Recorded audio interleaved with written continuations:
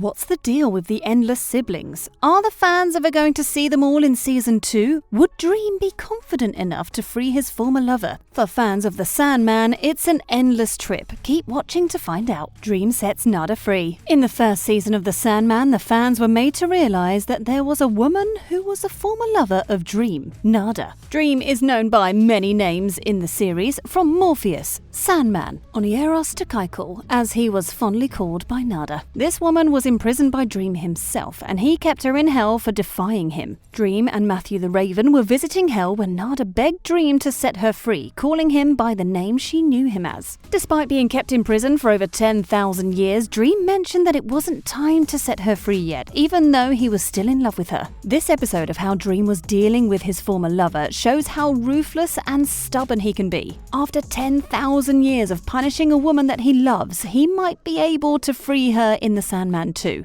Also, according to the Netflix adaptation of the first season, it shows they adapted 2 books out of the 10 written by Neil Gaiman. If the second season follows the next 2 books, Dream Country and Season of Mists, Dream will listen to his siblings, who have been telling him he's being unfair to Nada. On going to free Nada, he discovered Lucifer Morningstar had left his palace unguarded and that Nada was now being kept by Azazel. Would Dream be able to free Nada? If perhaps he's able to set her free, do you think Nada would forgive him and go back to being his lover? Well, Season 2 promises more, as it will expose the dynamic of how Dream loves. After 10,000 years, it's obvious that Nada is pissed and might never be able to forgive Dream again. But whichever way it ends, the Sandman 2 is coming to make things tenser by showing more of these past lovers. Can Desire change? Of all of the endless siblings, Desire seems to be the one who's always going against Dream and usually pissing him off by interfering in his business. Towards the end of Season 1, the fans saw that Desire had been the evil person all along when they created the Dream Vortex that almost tore apart Morpheus and the Dreaming. When Morpheus discovered that Desire was the person behind the Dream Vortex, he warned them to desist from interfering in his business. Obviously, Desire hates Dream and is out to frustrate him, which might not go away soon. It's also clear that Dream doesn't respect Desire's opinions and advice just because they're coming from them. Like when Desire was trying to talk to Dream about freeing Nada, he could have ignored them until another of their siblings' death interfered, and he saw that the advice wasn't bad after all. So things can get better between Desire and Dream in the Sandman 2. This back and forth between them might escalate quickly, and you'd be forced to pick who to support among these endless siblings. It's obvious the Sandman 2 is changing everything with more drama about them. How far will Desire go to continue to irritate Dream? Knowing the type of person Dream is, he might not slow down in getting Desire imprisoned at all if he so wishes. Since it appears he can't get rid of Desire due to the bigger consequences involved, Desire is daring Dream to do his worst. But really, how bad can it get in Season 2? But be rest assured that these endless siblings won't reach the common ground so soon, as there's no hope for reconciliation. Lucifer takes down Dream. Many fans would have expected Lucifer to take the form of Tom Ellis in The Sandman, but Gwendolyn Christie took on this role and gave the fans a show in Season 1.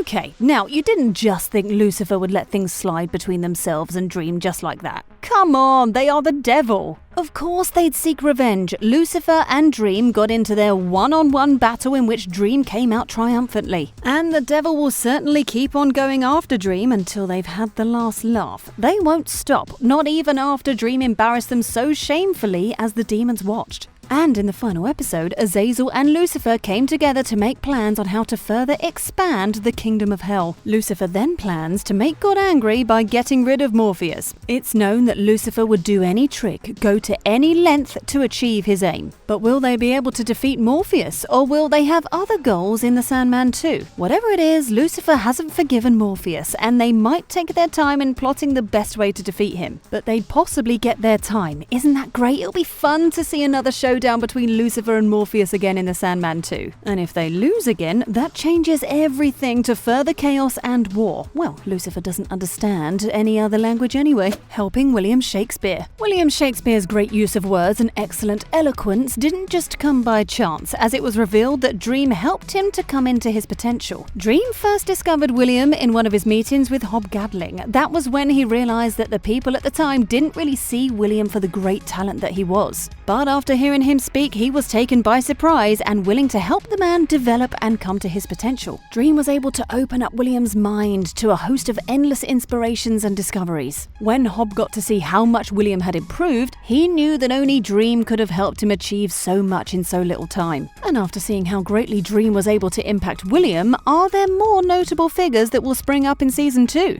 Dream is very useful, and his influence can't be overlooked. The Sandman 2 is probably coming up with bigger names in the creative genre that Dream has helped to become better at creating. Think of someone in fashion, modeling, acting, and more. It's only about to get better, as the fans should expect to see more stars fulfilling their dreams. Also, the fans are aware that William made a deal with Dream. Now, what could that deal be? A better Corinthian. What's better than a nightmare? Obviously, one that can be kept in check. The Corinthian is the nightmare the fans have to deal with on the show. He has become a rogue since leaving the Dreaming and loves having fun by causing chaos and devastation. In the end, Dream was able to catch up with him and destroy him, with the hope of remaking him into a better and well-behaved person. When Morpheus was remaking his creations, he handed over the Corinthian skull to Lucien to keep it safe. And it appears that he isn't ready to make the Corinthian anytime soon, as he might have plans to make him more submissive and less destructive in the future. This might mean that he could create the Corinthian that he might be able to control in the Sandman 2. Wouldn't it be less fun to see the Corinthian looking all docile and well-tamed? Maybe it wouldn't be exactly a bad idea to have him become loyal to Dream. The Sandman 2 has all the answers, and the fans would be able to see just the way the Corinthian turns out to be. Oh, it better not be another nightmare. Getting to meet the Prodigal. For someone the fans have heard so much about, aren't you curious to know what the deal is with him? Although the Sandman 1 doesn't give much detail as to who this other sibling is, the comics created some insights. The Prodigal is indeed destruction, and was given the name Prodigal because of how he left his post unattended. But couldn't there be more to why he's called the Prodigal? It wouldn't just be because he left his position. The name runs deep,